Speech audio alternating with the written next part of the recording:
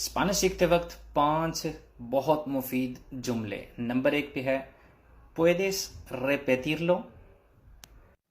क्या तुम रिपीट कर सकते हो, क्या तुम दोबारा कह सकते हो।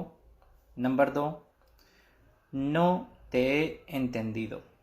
no te he entendido, मुझे तुम्हारी समझ नहीं आई। Number 3, puedes hablar más despacio por favor। क्या तुम और आहिस्ता बोल सकते हो। ¿Qué significa? ¿Qué significa? क्या मतलब है, मतलब किसी चीज़ का भी आपने किसी चीज़ के मतलब का आपको नहीं पता तो आप कहेंगे ¿Qué significa hablar? ¿Qué significa reír? इसका मायने क्या है। ¿Cómo se deletrea? इसके स्पेलिंग क्या हैं। इस तरह के 30 जुमलों के लिए विजिट करें मेरा यूट्यूब चैनल